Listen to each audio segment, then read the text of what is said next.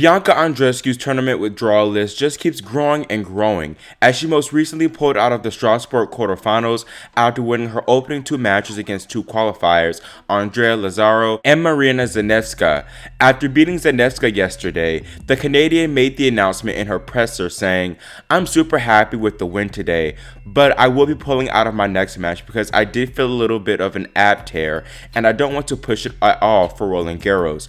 I don't want to take any risk. Nothing serious though, it's a little discomfort. Super disappointing having to pull out, but the tennis I played in the 2 matches was really good. I executed everything exactly how I wanted to, so I'm really happy with these 2 matches before the French.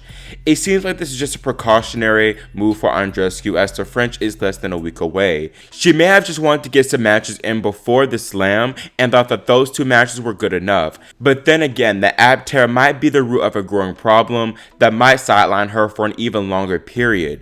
Bottom line, much of tennis Twitter wasn't impressed at all by this recent withdrawal announcement, as Andreescu has a pretty extensive track record. Just looking at her injuries post-2019 US Open triumph, Bianca during the WTA finals suffered a torn meniscus which kept her out of competition for 15 months. Then this year 2021, she pulled out of the Melbourne lead-up event, the Grampians Trophy, but said that decision was made so that she could prepare more for the Slam.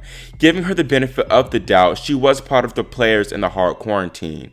After losing early at the Aussie Open and falling in the semifinals of the Phillip Island Trophy, Bianca withdrew from Adelaide, Doha, and Dubai, citing a leg injury. Then in her next tournament, Miami, she maintained her health and reached the finals, only to retire mid-match due to an ankle injury. She was subsequently set to make her return at Madrid, but contracted COVID, which forced her out of both that event and Rome. Now here we are, Roland Garros approaching, and Andreescu has pulled out of another event. It's clear that the Canadian is simply injury prone. As an elite athlete, she has access to the best trainers and physios, so lack of conditioning and preparation is likely not the case.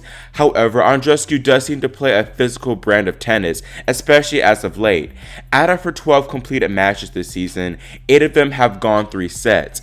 I think that she should take the Serena and Naomi approach and only play the big events for longevity and injury prevention. Now speaking of Naomi, she's been in the headlines the past 24 hours for making even more history off the court.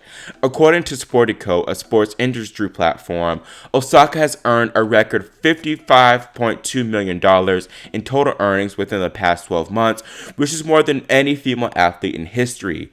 Apparently, just 5.2 of that comes from Naomi's prize money and on-court earnings. The other $50 million, though, are from endorsements and sponsorships. Just Roger Federer, LeBron James, and Tiger Woods earned more in that department. Looking at Sportico's list of highest paid tennis players in the past 12 months, Osaka has considerably extended her lead over Serena, Djokovic, Nishikori, and Nadal, but still Federer is atop the list with 84 mil. If these numbers from Sportico are true, then Naomi has made a vast jump in endorsement earnings, as last year, Forbes reported that she held $34 million in earnings. It wouldn't surprise me though, because Naomi has made some new partnerships since then, ganging up with Workday, Tag Heuer, Levi's, Louis Vuitton, Hyperice, Frankie's Bikini, Sweetgreen, and more. As I mentioned previously in past videos, Naomi being multicultural only adds to her marketability, evident by fellow Japanese player Nishikori's monetary success off court. While kind of still on the topic of Naomi's partnerships, it seems as her and Nike are about to drop their second collaboration together ahead of the French Open. Osaka teased some of the sketches on her Twitter, which included a wide variety of athletic wear. It also seems like some of the real-life images from the collection have surfaced as well. Now back to the actual tennis, Naomi is officially in Paris and training at Roland Garros. She was even trying to kill 2 birds with 1 stone, promoting her new Swarovski crystal shoes during one of her practice sessions. However, in a not-so-graceful moment, the Roland Garros Instagram page caught Naomi take a bit of a tumble during practice. According to Naomi herself, she fell twice during that practice session, showing that she does still have some work to do on clay. Osaka seems to be searching for improvements though, hitting with 2019 champion Ash Barty today. I want to end this video on a happy note in reporting that Spanish debutante tennis player Carlos Suarez Navarro is returning to action after not playing since February of last year due to a battle with cancer.